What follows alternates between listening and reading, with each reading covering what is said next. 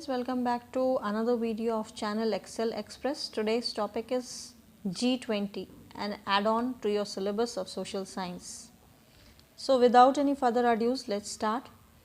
So first and foremost, G20 is what? G20 stands for Group of 20. G20 is an intergovernmental forum comprising of 19 sovereign countries, the European Union EU and the African union AU। अब आते हैं इसके member countries कौन कौन से हैं। इसके member countries जो हैं वो हैं Argentina.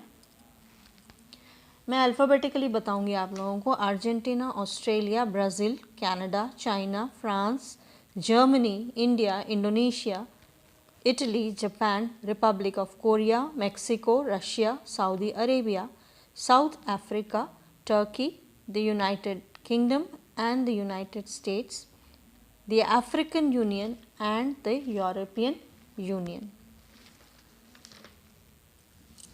At the 18th G20 Summit 2023 जो कि इंडिया में हुआ, अफ्रीकन यूनियन को as a member of G20 include किया गया।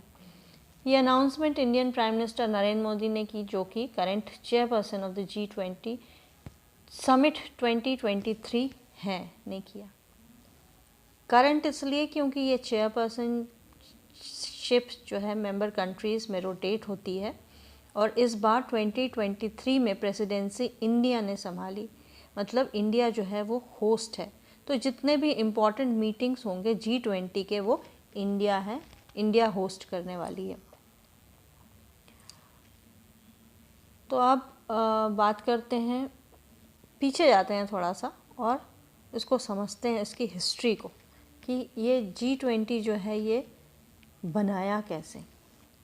तो before we move on to G20 we need to understand G7, क्योंकि ये G20 से पहले बना था। 1970 में वर्ल्ड इकोनॉमी बहुत ख़राब थी।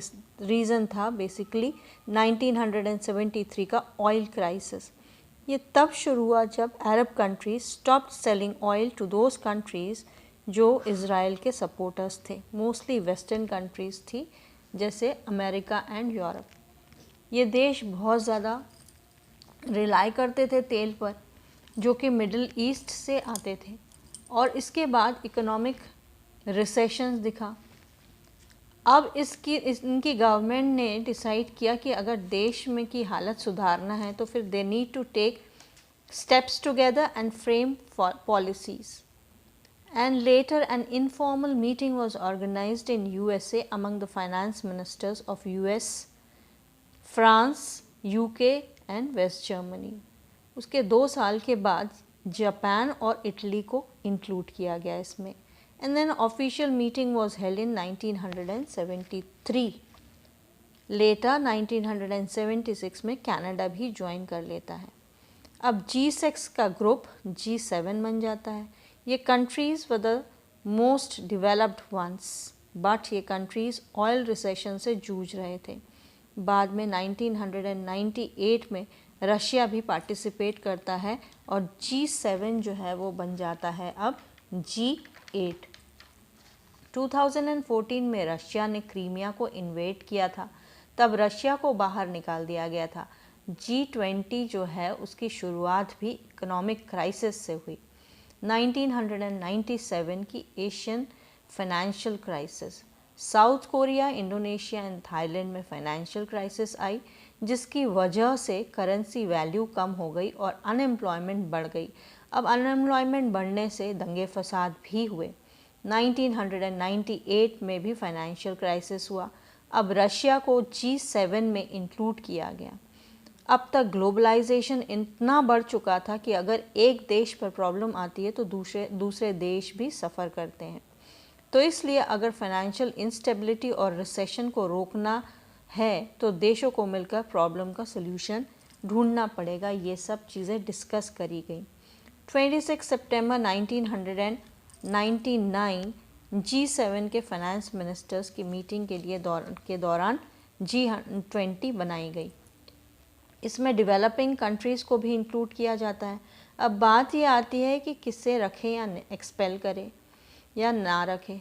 अब G77 जो है वो उसके जो मेंबर्स जो थे वो वही रहेंगे, ये डिसाइड किया गया। सेकेंड लिस्ट में ये डिसाइड किया गया कि वर्ल्ड के जितने भी बड़े इकोनॉमीज़ हैं उनको कौन कौन है और उनको रखा जाए। थर्ड, रीजनली पावरफुल कौन है उनको उसमें इंक्लूड किया जाए। ये पहले सिर्फ फाइनेंशियल क्राइसिस को बैलेंस करने के लिए बनाया गया था।